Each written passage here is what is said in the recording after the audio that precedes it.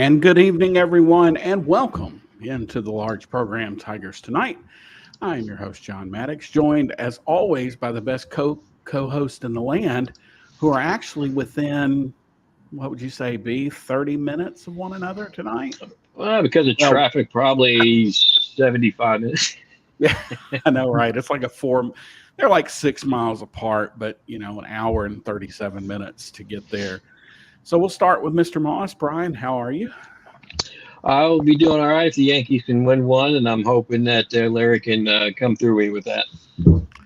Yeah, I wouldn't count on that. And it's time for everybody's favorite game, although I've kind of given it away.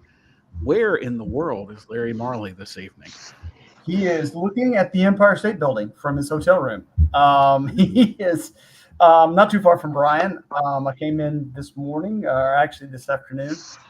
So I started the day in Washington, D.C., and then I did the quick 45-minute flight to New York. And I'll be here tomorrow and then back home to Memphis. But next week, I will be in Palatial Marley Manor, and I don't know, knock on wood, I may not be out of town the rest of the year. Wow. So we'll see. I say that now, and then, but between now and, I say the end of the regular season, because Yeah, you just jinxed yourself. Right. Yeah. So I jinxed it. I'm gonna be somewhere crazy. You'll be somewhere crazy, like in your favorite city. We could only hope, Shreveport, Louisiana.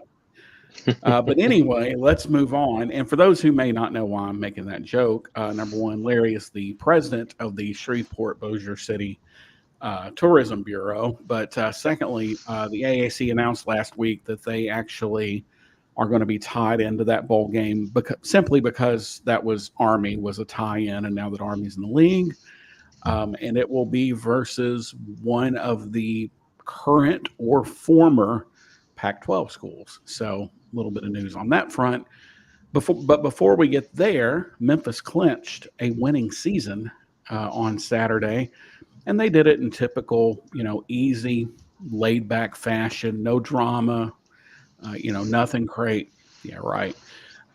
Memphis had to score with a minute, or actually they scored around a minute and 20 seconds left. I need to look at the exact time. They got the ball back with a minute 20 left and scored with 31 seconds left on a Rock Taylor 24-yard touchdown reception from Seth Hennigan, who on that play broke the University of Memphis all-time career touchdown record.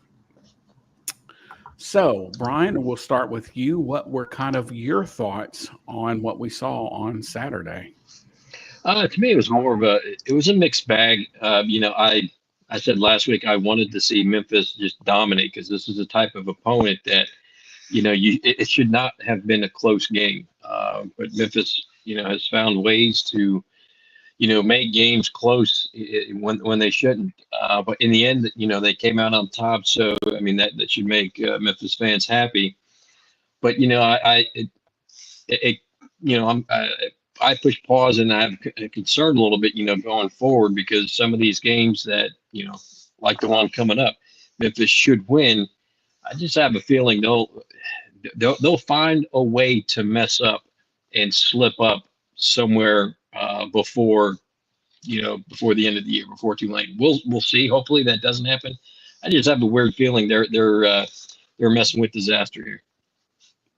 Yeah, a little bit. It feels like, Larry, that Memphis is kind of flirting with disaster. Charlotte's now 3-5 on the season, but kind of learning how to win.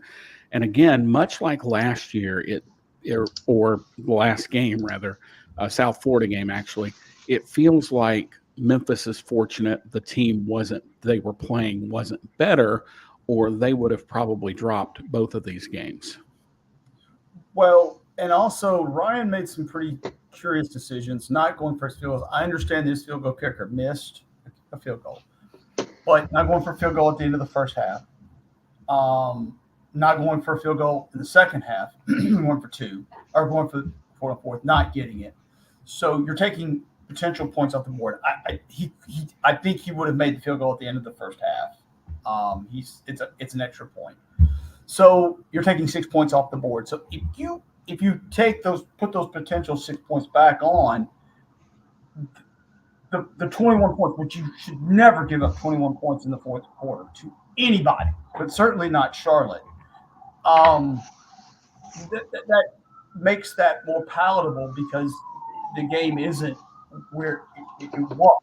And I kept texting you guys, this should be a 27-7 game, and it's not. It's 21-7.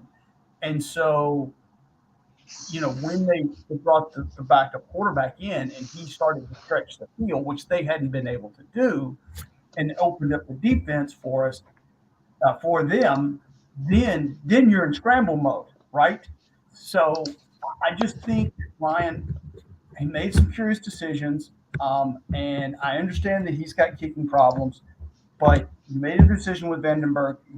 He ended up kicking the field goal late in the game, right, to give us the lead when you got the interception and you don't get the touchdown. Is curious decisions on his part, and I always say this: take your points in the first half. If you want to chase points, chase them in the second half. But the first half, you take your points. And I just thought he made a couple of decisions there, took potential points off the board, and made the game close in the fourth quarter. When you give a team hope, then this is what you get. And we've talked about that. Guys, this reminds me, and somebody said this to me, and it just reminded you guys remember Les Miles at LSU when he was sort of just getting by the skin of his teeth. He was winning games, and everybody was like, yeah, he's winning, man. Yeah, but boy, oh boy, he's winning by the skin of his teeth. This reminds me a little of that stretch. Eventually, and you say you were flirting with disaster, eventually Rock Taylor's going to drop that pass. I mean, that's going to happen, right, guys? It's going to happen. Well, I mean, he dropped one earlier in the game. Right. It's getting to be a tougher defense because my defense has always been you just want more on the left than you have on the right. Or as my buddy Brad so eloquently put it, he said his dad used to tell him about golf. There are no pictures on scorecards, just numbers.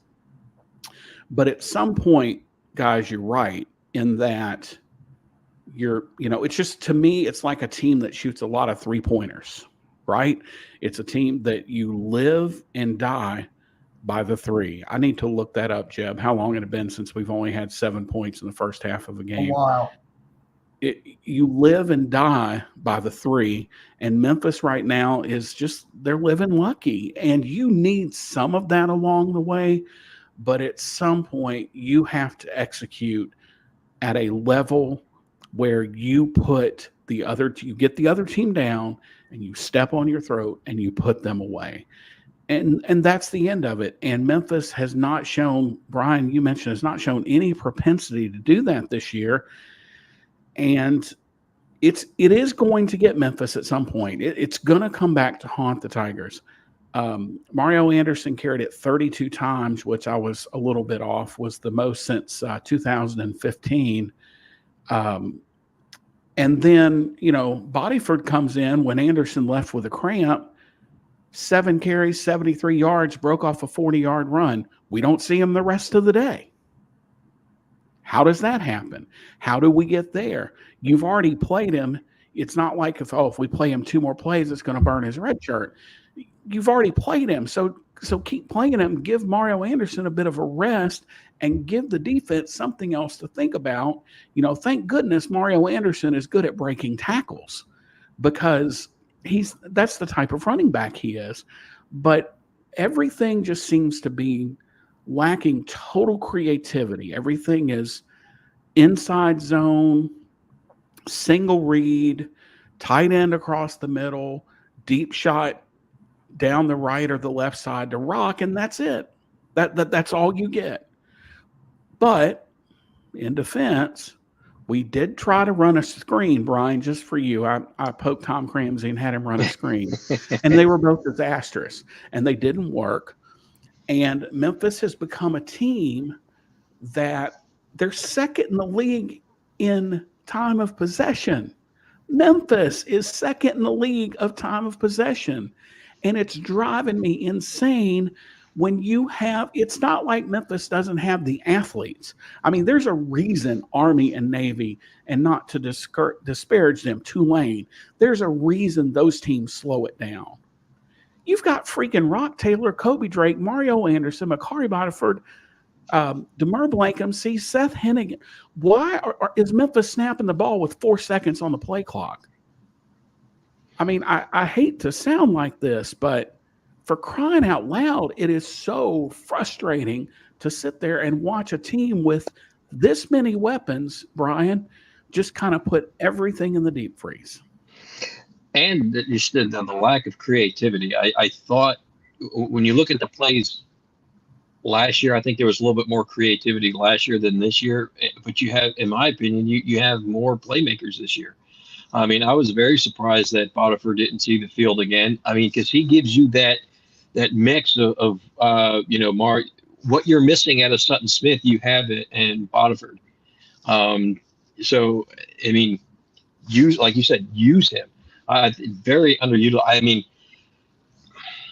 red shirts be darned. I mean, I don't think he's played in 4 games this year. This was his second. We were talking about that. Yeah, so I mean, definitely, why not use him? I mean, what's it going to hurt? But yeah, I definitely would love to see more creativity. I mean, I love the screens. I mean, they've worked for Memphis in the past. I don't see why they can't work now. But mix it up. They're just, Memphis is being too predictable, in my opinion, way too predictable. I mean, if guys on the couch can see it, surely a college football coach who gets paid to, for a living to do, to watch this sort of thing, they can see as well. Yeah, I get so frustrated, Larry, with just the pure athleticism on this Memphis team. And then there's no creativity here. There's no, and I asked Rock about this post game. I said, how frustrating is it to you that you have to be one of the most interfered with wide receivers in the country? And he admitted it's very frustrating. But the reason he's being interfered with so much and isn't given the opportunity to catch the ball, Larry, is because he runs one damn route 90% of the game. Right. And if you want to, the frustration for me boiled over after the interception. When it's tied 28-28, we get an interception on the 9-yard line and run 3, the same play. 1 to the right, 1 to the left, back to the right. You run the same play 3 times. I understand that Ryan's at his heart is an offensive line coach. I get it. But dude, at some point, you have got to understand that your guys can't keep running up the middle like that. You just can't, because eventually they're going to put 9 guys there, and I don't give a damn how good your offensive line is. You can't block it. You have to give the defense something else to think about, and whether that's get the tight end out. And we finally had a tight end sighting at the very end of the game when they were trapped like a rat, and they had nothing on the 4th down play. We converted the 4th down play, and then on the last drive, he split that tight end. Guess why that was wide open? Because we hadn't done it the whole damn game, and the linebacker went, well, hell, they're running the ball right here. They didn't, and the guy's standing right over the top. He's wide open.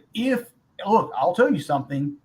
If Seth makes a better pass, he might break it, because there was nobody between him and the goal line. He probably wouldn't have, because he's just not fast enough. But the point is, that's what I'm talking about. And yes, you talk about killer instinct, John. You're exactly right. The killer instinct, I'm not sure that it's in the DNA of Ryan Silverfield to have a killer instinct. I just don't know that he's got it. And I say that he's done overall a very good job this year. But you've got when you're down 21, when you're up 21-7 in the third quarter, you gotta step on necks and just put it. You gotta step on that neck, and they didn't do that. They left an opening, and had to win by. Honestly, guys, let's say it for what it was. We were lucky. We were lucky. Yes, there was some skill involved in that. But you're right, John. He runs one damn route. We haven't seen a drag across the middle for Rock. We saw a couple. We haven't seen a skinny post by Rock. When was the last time we saw a skinny post by Rock? A screen. But to you, Ryan, a screen. Mm-hmm. You have one of the biggest wide receivers in the league. You can't get him the ball in space. You can't trust him to break a tackle. Now, I do want to back up a little bit. Memphis is 7-1. Yep. Let's and secondly, and this is not a defense of what's happened lately, but this entire offense was going to be built around Sutton Smith. That was the whole plan coming in, was he was going to be the centerpiece of the offense. He goes out. So now you're relying on a power back, and then you've got DeRosier coming in to kind of give you that, that spark. He goes down. So now you're down to, you almost have to be a running team, have to be a power run team if you want to have any kind of a run game. But the problem comes in, you literally have a record-setting quarterback, Brian. You have the all-time leader in passing touchdowns at Memphis. He had 212 yards. Threw the ball, let me go back and click over here. Threw the ball 32 times. Memphis ran it 48 and threw it 32. There's got to be balance. There's got to be balance, and not balance for the sake of balance, but balance in, Larry, you brought up this point, keeping the defense off kilter, not knowing what's coming out. When Memphis comes out with 2 left, 1 right, single set, they're going to run the ball. They're going to run the damn inside zone, and they do it every time. And it doesn't matter which side the Twins are on. They're going to run the zone. And Seth only pulls it, Brian, what, 8-10% of the time? Less than that. Mm-hmm. That is the problem of the Memphis offense in a nutshell. You guys have said it. It's predictability. And if Charlotte can, I almost called that guy meathead again. If Biff can figure this out, and some of these other coaches can figure this out, you would think one of the highest paid staffs in the damn league could figure this out. I'm sorry, but as this has gone on the last couple of days, I've gotten more and more frustrated when I went back and watched. We have given up 3 1 or 2 play touchdowns in the last 2 games. 3. That's happened 3 times. And on the last defensive series, Brian, do you know what was successful? The damn blitz, which is what got us here, bringing pressure. Before that, Memphis was sitting back in a zone. So there's a lot of issues going on here, and I can't quite put my finger on what the kind of the overriding one is. Yeah, it seems like it's funny to think about it. I mean, you're 7-1, but it doesn't seem like they're clicking on all cylinders. It's like, I don't want to say it's dysfunction, but for lack of a better word, is Memphis the most dysfunctional 7-1 team in college football? I mean, when I look at the offense, I mean, when I say it's too predictable, I mean, you're throwing, Rock Taylor targeted 10 times, Blankham C 8 times. Your third wide receiver is supposed to be Kobe Drake. He's only targeted twice. Your tight end was only targeted 4 times. So, I mean, overwhelmingly, your top 2 wide receivers are getting the bulk of the targets. Defensive coordinators are going to see that, and I mean, they're gonna adjust for that. I think Memphis has to be more creative going forward. I mean, on paper they should win, up to the Tulane game, but you don't play the games on paper. we'll talk about UTSA later, but I mean, this game should, there's matchups that UTSA is just looking their chops on, because I mean, just a quick look, I think they have the 18th passing offense. Memphis is not a great passing defense team, and hasn't been for many years. So I mean, there's going to be matchup issues there. Defensively, you know, it's been up and down all year as a team. But I mean, overall, I'm more comfortable with the defense than I am the offense. But even the defense, at times, you're like, what in the world did you just do? Why are you doing this play? Why are you doing this coverage? But yeah, they have time to fix. But like you said, 7-1 is 7-1, and it doesn't feel like a 7-1 team when you watch them. It just doesn't.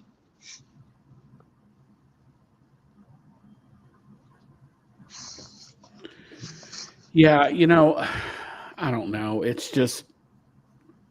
frustrating. And again, Larry, this takes me back to the Chuck Stobart days when you have Steve Matthews, you have Russell Copeland, you have Isaac Bruce, and you run the ball. Literally, there were a couple of games you ran the ball 50 times. Brown Chuck. And the lack of creativity and diversity with the diversity of the weapons Memphis has. Look, Memphis isn't just, it isn't just, they're all fast. They've got big, strong guys. They've got fast guys. They've got sudden guys. They've got quick guys. They've got a possession receiver. The list goes on and on of the different types of talent Memphis has, but they refuse to utilize it. At times, they just flat out refuse. They just won't do it. And that gets incredibly frustrating. And again, Larry, I think it was you get that interception, you get the ball inside, I think it's at the 12, I think Memphis took the ball, but then you get a false start and you get kind of behind the chains, but then you run 3 inside zones, 2 left and 1 right. And you don't even give guys a chance to make a play. Right. When's the last slant you've seen from Memphis? It's the frustration level is that, and here's why I'm frustrated, because the week before you see a completely different offense, right? We play North Texas. We opened it up. We did run the ball. We ran the ball. We passed to get into the 20s, to the 20, and then you run from there. We did do that. We opened it up. We took the top off the defense a couple of times, and it opens up your running game. If you don't get the top off the defense, we cannot run the ball. It's really hard. You have to, like, NFL guys can do it, but those are Pro Bowlers. You know what I mean? Like, that's a whole different world. In college football, you have to take the top off the defense. And I watched. So that series was frustrating. The other series that was really frustrating was the series. So we get up 21-7. We hold them. They kick the ball to us, punt the ball to us, and we ran the ball 2 times straight up the middle, and then an incomplete pass, an out pass. And now we punt the ball back, and that's when they got their long touchdown pass. And I was looking at that going, wait a minute. This is our chance to go down and get points. And you can basically, if you even get a field goal, you basically put that game away. Because it's 24-7. I think it had either went into the fourth quarter, it was about to go in the fourth quarter. Either way. So you're up 24-7 going in the fourth quarter. I mean, and guys, the frustration level of allowing a team like Charlotte to come back on you is infuriating. So to me, if I'm looking at this game coming up Saturday, this is our first true road game since Navy. Okay? Because South Florida with all the hurricane and all that junk, it doesn't count. Okay? They weren't at home. It was a mess for them. This is our first true road game since Navy. You better be ready. And I don't know how many of our kids have played in a dome. Now, we played last year in a dome, but I don't know how many of the new kids have played in a dome. That's a different environment. It's louder. Somebody said on here they were scared. I don't know that I'm scared, but I'm going to be amped up because I think this game is going to be a slobber knocker. I really do. I really do. They got players. UTSA's got players, guys. They got players. They can play. And if you don't come out, it'll be 21-3 before you can snap your fingers. And I want to touch on something else that has me exceptionally frustrated. Where do we find a kicker that can consistently make field goals? Because, I tell people all the time, it is almost never plays at the end of the game. It is seemingly innocuous plays in the middle of the game that come back to bite you. Memphis missed that field goal with 6 minutes and 40 seconds left in the second quarter. It changed the entire way Memphis called plays the rest of the game, the entire way. And that's why I beat people over the head with it. Yes, the safety, quote, won the game for Memphis. But Memphis almost lost the game when they missed that field goal because now the coaching staff gets scared. But then, see, here's the thing that's probably even more frustrating. If you don't think you can kick field goals, throw the damn ball. What have you got to lose? Be more aggressive on the offensive end. And Brian, it's this yin and yang. It's this just flat out refusal offensively to be aggressive when your defense is at times the reason they've given up some passing yards, Brian, is because they maybe have been too aggressive. So you've got to find a balance here. Yeah, and I'm very, very surprised about the kicking situation. Because I'm one at the beginning of the season. I thought Caden Costa is like, all right, this is the next Memphis great kicker. I mean, everything that I've seen and heard about him, like this kid is legit. But it's troublesome that you have kickers that have come to Memphis recently. They're pretty good kickers, but they're not developing for some reason. I don't know if it's a mental issue with the kickers here at Memphis, but the kicking problem at Memphis is it's gone on too long. And there's not a lack of good kickers out there in the world. It's surprising to me because Vance in the chat, Memphis used to be kicker U. I mean, there's a good, even back Porter years. Even when Memphis was bad, their special teams was great, and you can't say that anymore. Tom Hornsey was our MVP one year, and he was our punter. Well, let's bring in Javi Cardenas from BirdsUp.com, who is the publisher over there at our sister site for UTSA. Javi, how are you this evening, sir? Good. How are y'all? We're great. So I'll jump in here and get started. What happened Saturday? Oh man, I think everybody's still kind of trying to figure that out, honestly. That was a pretty monumental collapse by the Roadrunners. I don't think I've seen that even under Coker or under Wilson. That was uncharacteristic from the Roadrunners, I think. And but at the same time, it's not very surprising. It's kind of the tendencies that we've seen this season for UTSA. A little shocking, at least very, very shocking to few. But it was just a collapse. There's no other way to put it, unfortunately. When you take a look at this season, I feel that UTSA is a lot better than their record. Just a couple of mishaps here and there. You lose to Rice, lose to ECU, but both of those games were winnable games, just like the Tulsa game was. What have you seen this year that we haven't seen in years past with the coach Traylor team? I think under Traylor, UTSA has a tendency of winning those close one-score games. I think you guys saw a little bit of that when UTSA visited Memphis, right? It was kind of like it was a done deal, and then they kind of just came in and at the end there, right, and kicked the field goal. And I think they're on the other side of that this year, where they're just not closing out those one-score games that we're accustomed to winning. I think a lot of that has to do because of the leadership that left, right? There's no more Frank Harris. There's no more Rashad Wisdom in the defense.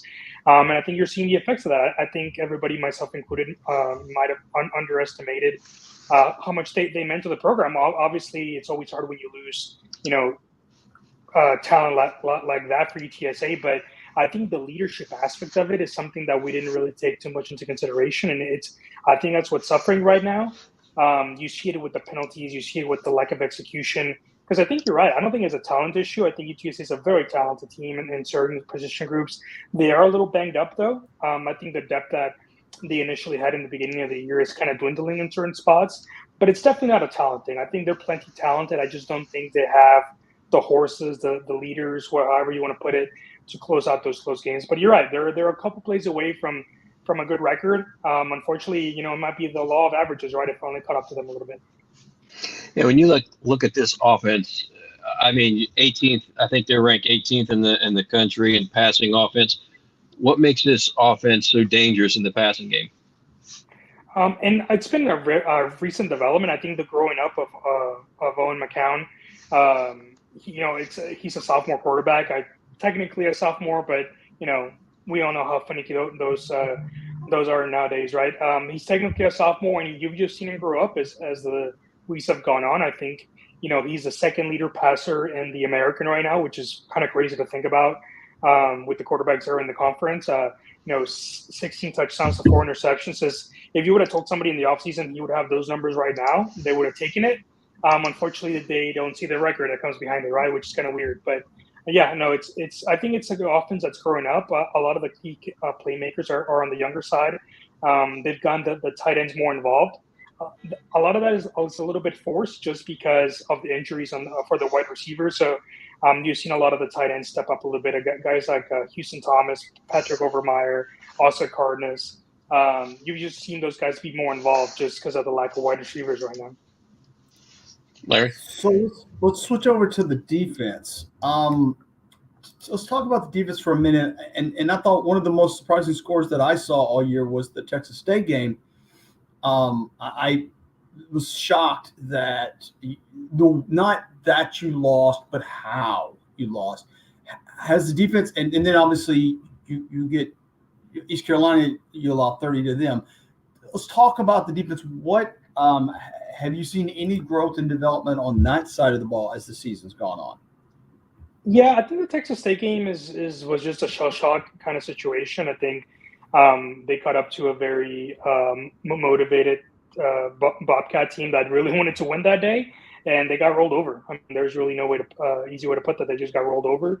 But I think it's very Jekyll and Hyde, right? There's some games like you watch the FAU game, and man, they just shut them down completely.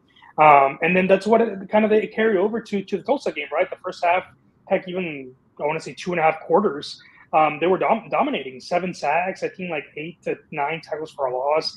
They're leading the conference in sacks. They're leading the conference in tackles for a loss. But then they kind of just stop playing defense for some reason. Why is that? Maybe it's the injuries that are catching up. Maybe it's the it's a lack of execution. Maybe it's a mental thing. We haven't really been able to put a thumb on it and exactly pin why this is happening. But they can look like the best team in the conference one quarter, and then just going to the complete opposite the next. John? So one of the things that as I look through your stats this year that kind of jumps off the page at me is points off turnovers. Opponents have 37, and UTSA has just 14 points off those turnovers. Where do you think the break is? Is that another situation where some of your playmakers are hurt, or what do you think maybe the issue is there? Yeah, I mean, I think that's part of it. I mean, but at the same time, every team is beat up right now. It's that time of the year where all the teams are kind of beat up. Yeah, I mean, again, it's hard to pinpoint it. It's all the mental stuff, to be quite honest with you. It's uncharacteristic stuff that just hasn't been showing up with UTSA in the last couple of years. I think a lot of that is going back to the offense is the youth, right? Like I said, the quarterback's a sophomore. The leading rusher is, well, one of the leading rushers is a freshman. The tight ends are pretty young as well. The offensive line has been extremely hurt, and it's kind of a little bit of a mash unit right now. It's been performing okay, but I just don't think they've been able to be consistent. I think that's, if I could, find a word there, is that they're just not consistent. The defense a little bit more so. You see a little bit more from them, especially on the front seven. But on the offense, I just don't think they have any room for error right now because they're just not able to execute at a high level. Memphis has had their share of field goal kicking woes. UTSA 10 of 15 on the year.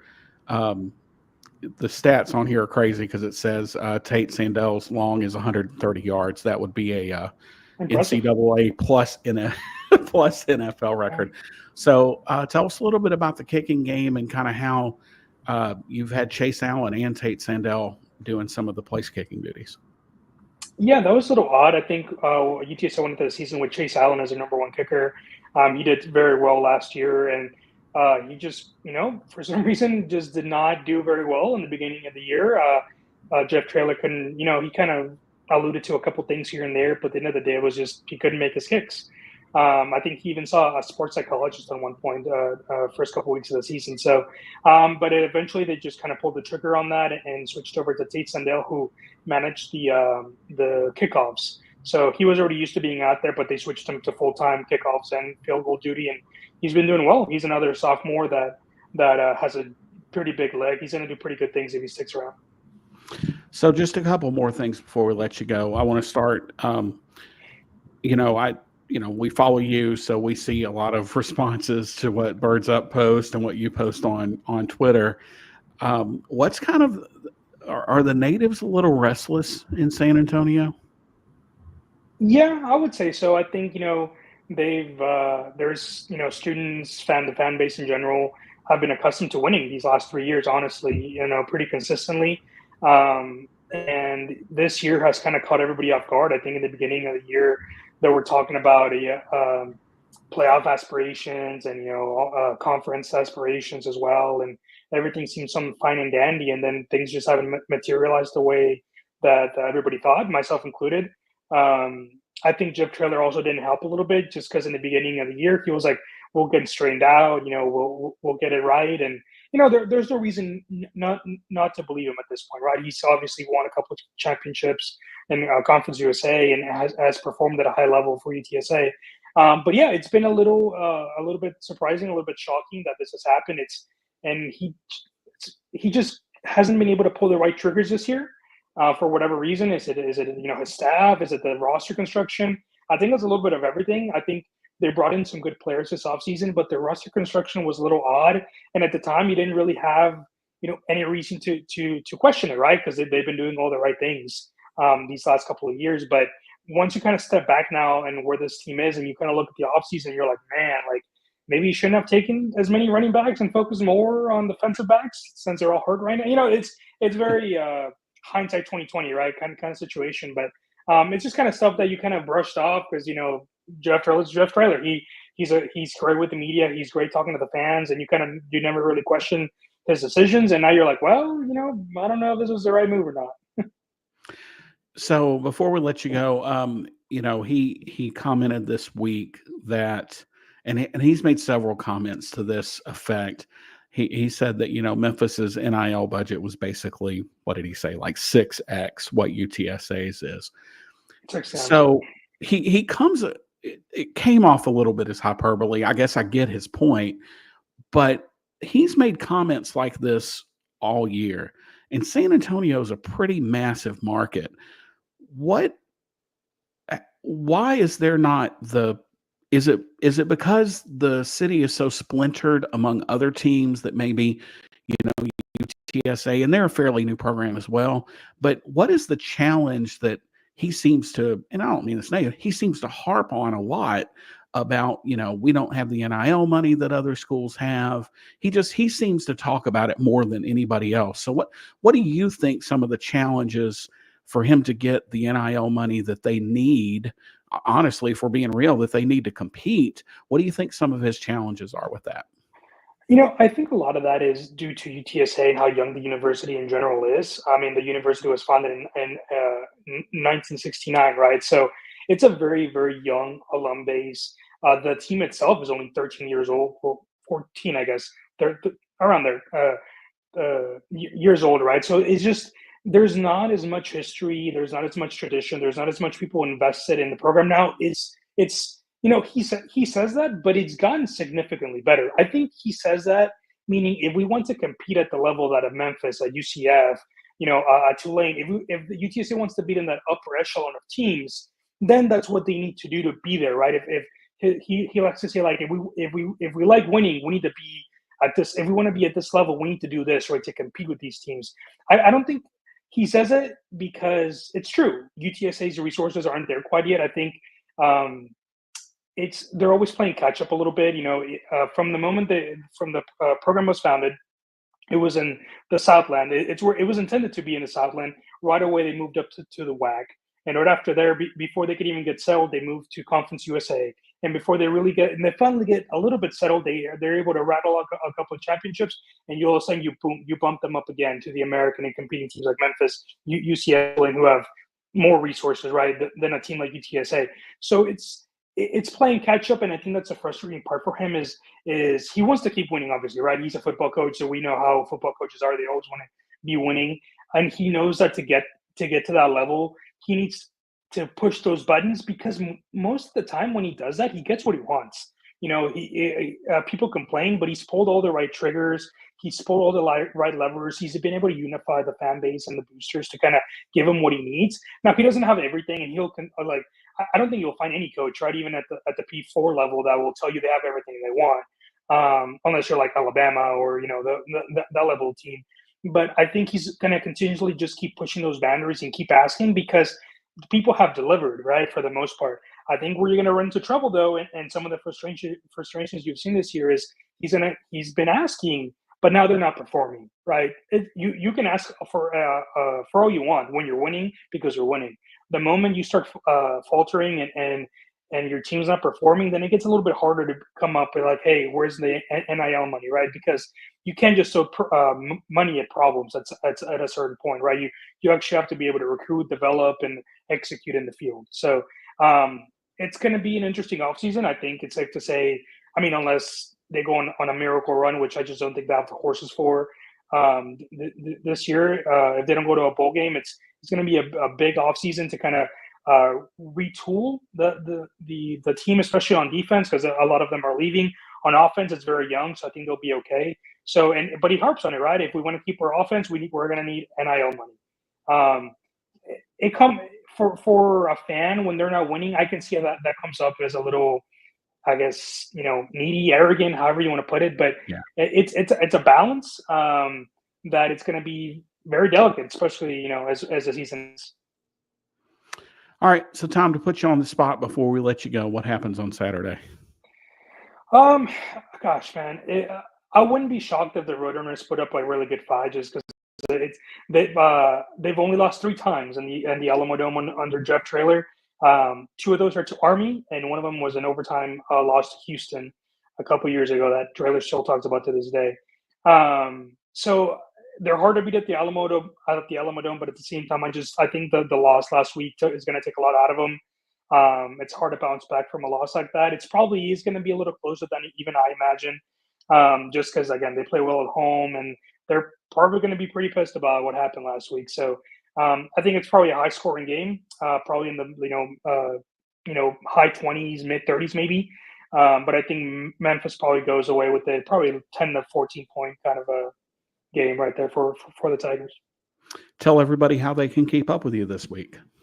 Yeah, so you guys can follow everything we put out over at UTSA Rivals on X and your social media platform of choice. And then my handle is at Rivals Javi on X, as well as other social media platforms of choice. Javi, thanks so much for joining us, and best of luck to the Roadrunners. Appreciate it, guys. Thank you. Thank you, Javi. Javi Cardenas with BirdsUp.com. Well, he's got a little more faith than I think the three of us have combined about this one. Brian, we'll start with you. What are you looking for on Saturday? Oh boy, I'm looking to see if Memphis can run on UT. There's a couple things, but can Memphis run on UTSA, because I think they're top 15, if not top 10, on stopping the run. I know Memphis can pass on UTSA because they're in the hundreds rank when it comes to stopping the pass. 115. So 115. So I just feel that there's so many things. I can't really point it to one, but yeah, can Memphis run? But I want to see Memphis be more creative. I think they're going to have to be creative because UTSA is a team that can come up and smack them in the mouth just like Navy did. So can you be creative and can you stop the pass? I mean, I guess that would be the two things. Can you be creative and can you stop the pass? Because you make no mistake about it, UTSA is going to come out and they're going to be swinging. Yep. Larry, what are you looking for Saturday? Two things. Get the ball to your playmakers. And because, again, their weakness is stopping the pass. You have two very good wide receivers, a good tight end. You've got a good third down wide receiver. You get the ball to your playmakers, get some space opened up, and make them make tackles, because, as Javi said, their defensive backfield has struggled. We need to get them blocked up front, give Seth some time, and get the ball down the field to our playmakers. We need chunk plays, which we did not get really until the end against Charlotte. You need chunk plays. It's really hard to, in the proverbial words of Hank Stram, matriculate the ball down the field. It's really hard to do that, okay? It's great when you can, but it's hard to do that consistently, especially in college. So we need chunk plays. We need to get the linebackers back up off the line, and then that'll open up some room for our running game.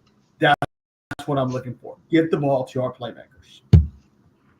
This feels like one of those games where whichever team wins, and Larry, I know you're going to roll your eyes, but I think you're going to have to get something out of special teams. Yep. I think you're going to have to get a blocked punt, a punt return, a kickoff return, which are getting harder and harder to come by. But you're going to have to get a blocked punt, a punt return, a blocked field goal. This feels like one of those games where special teams have to be special. But for me, in that respect, what I want to see is Memphis to be serviceable in the kicking game. And if Memphis misses early, don't be afraid to go back to Tristan Vandenberg.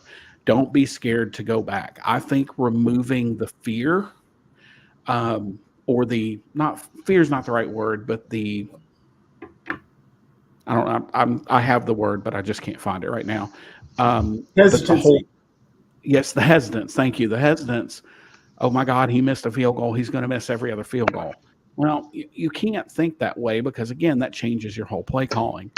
And in the immortal words of noted poet Ricky Bobby, I want to see Memphis go fast. Like I want to see Memphis speed things up and kind of because to me, that's when the Memphis offense is at its best. Not this up to the line, check with me, snap the ball with 4 seconds left on the clock. I don't feel like that's Memphis's best chance to win football games, because I think what that does is that takes the air out of the balloon.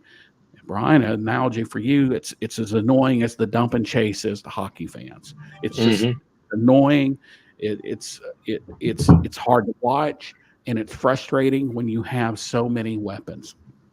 All right, So, Larry, we will start with you. We will look up at that Alamo Dome scoreboard at 2. I'm going to make everybody really mad. 2:49 p.m. Yeah. And you're right, because that's what's going to happen. It'll be a long game.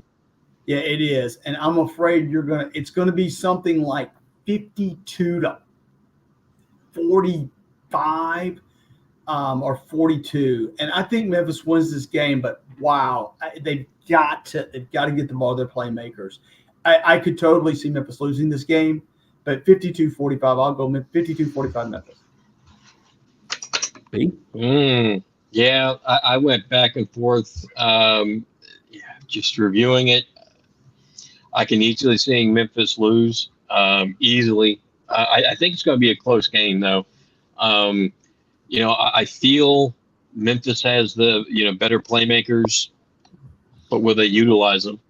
I will say 31-28 Memphis, but I would not be surprised if it was 31-28 UTSA. And I'm giving the edge to Memphis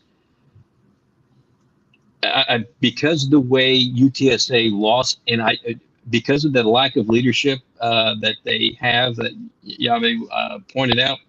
I just think if they had better leadership, I would be more inclined to say UTSA, because they don't have that leadership. And in my opinion, Memphis does have that leadership on the field. I'm going to give the edge to the Tigers. Well, I did say I was worried about this game when the season started. And I was worried about another game that nobody else was worried about. That would be Navy. Y'all, I have a feeling that Memphis gets their doors blown off. I have a feeling, because I think it was Jeb said it earlier, and Javi alluded to this. They're pissed off, and they're tired of hearing it, and they've lost 3 times in 6 years in that building. I'm going to go 45-28 UTSA. I think they're going to come out, and I think it's going to be what we call a get-off-the-bus loss if Memphis loses, where Memphis is going to look up with 9 minutes and 43 seconds to go in the first quarter, and it's 21-0. I have a feeling it's going to be one of those, and Memphis fans are going to be mad, and that's fine. I really don't care. I take that heat a lot, but I just feel like that every year, and look, this is not unique to Ryan. This goes back to Mike. This goes back to Justin. This goes back to Tommy. Every year, Memphis has a good team. They go on the road, and they have an absolute disaster. And take that AP style book. I called a game a disaster. Take that. I just think UTSA comes out, and I think that they are just going to be they're going to be the hungrier team. I'll be honest, guys. I think Navy broke Memphis. I think as you look back, Navy broke Memphis. I think that Memphis thought, and Larry, you texted this about Charlotte, I think Memphis just thought they could roll the ball out there and go beat Navy. And that just proved not to be the case. I could see the Tigers losing this game by 2 touchdowns. But I won't be shocked if Memphis wins, Brian, because you do bring up a good point as well, that Memphis does have leadership. We're going to learn a lot about this Memphis team on Saturday and who they really are. Who are they? If you come out, you're right, John. If they come out and you can establish yourself in a hostile environment, and in an environment that coming off a lackluster, pull one out of your tushy performance, if you can come out and establish yourself there, we'll have a different show next week. How about that? Yeah, and I think that where the leadership on Memphis for defense to me is Chandler Martin.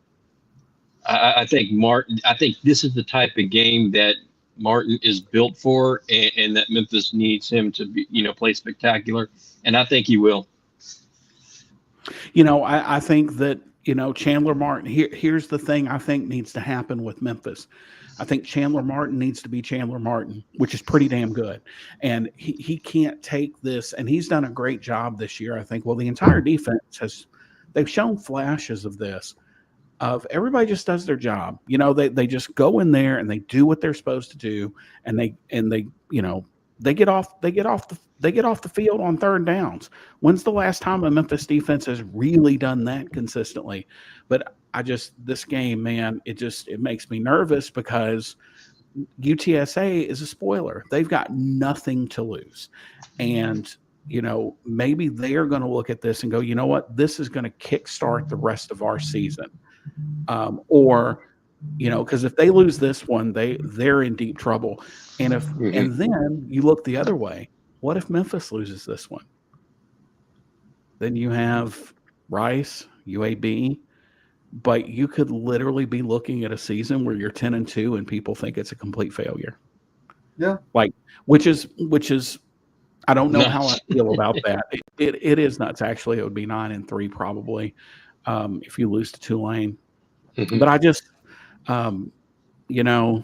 Memphis, as far as the NCAA goes, didn't have very good luck last time in San Antonio. And I don't know that this year is going to be better. But you know what? I could be wrong. I could be way off base with this. And Memphis could come out and prove everybody wrong, because I think again, our frustration comes back to, guys, the talent. It's there. The talent is overwhelmingly there. I haven't seen UTSA play this year. I'm going to go out on a limb and say, man-to-man, Memphis is still more talented than UTSA. Yeah. I think that's right.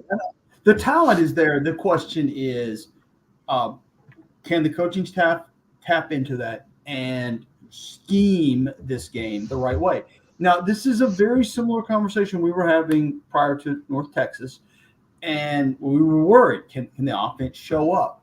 We have some concerns. Can we play a total 60-minute game, which we haven't done this year? And they need to show us that they can go in and beat a good, not great, but a decent UTSA team on the road. They need to show me that all the things that we said about this roster at the beginning of the year being one of the best rosters that Memphis has ever had, show us that that's true. 100%. Right? So that's going to wrap it up this week. For the best co-hosts in all the land, Larry Marley and Brian Moss, this is John Maddox signing off, saying thanks everybody for tuning in, and we will talk to you next week on Tigers Tonight.